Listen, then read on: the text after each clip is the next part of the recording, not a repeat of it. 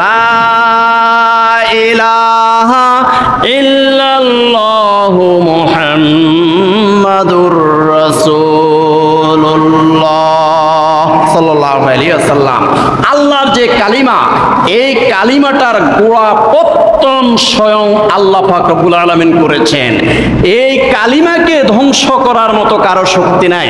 আল্লাহ পাক রব্বুল আলামিন বলেন, আলাম তারা কাইফা দারাবাল্লাহু মাসালান কালিমাতান তাইয়্যিবাতান কাশাজারাতিন তাইয়্যিবাতিন আসলুহা সাবিতুন ওয়া ফারউহা ফিস সামা।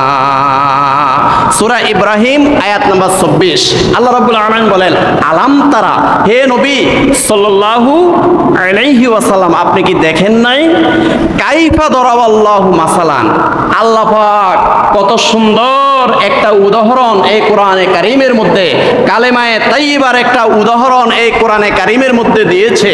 আপনি কি দেখেন নাই? কালিমাতান তাইয়্যিবাতান কাশাজারাতিন তাইয়্যিবাতিন, এই পবিত্র কালেমার উদাহরণ হলো একটা পবিত্র গাছের মতো।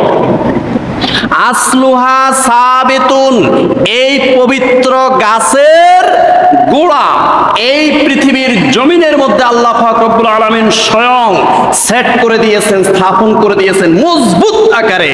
ওয়া ফারউহা ফিস সামা, আর এই কালেমায়ে তাইয়্যিবার শাখা প্রশাখা হলো আসমান পর্যন্ত। সুবহানাল্লাহ।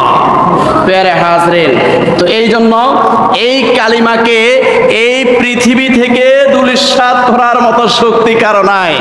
এই পৃথিবী থেকে কালিমায়ে তাইয়্যিবা লা ইলাহা ইল্লাল্লাহু মুহাম্মাদুর রাসূলুল্লাহ সাল্লাল্লাহু আলাইহি ওয়াসাল্লাম, এই কালিমাকে এই পৃথিবী থেকে মিটিয়ে দেওয়ার শক্তি কারো নাই।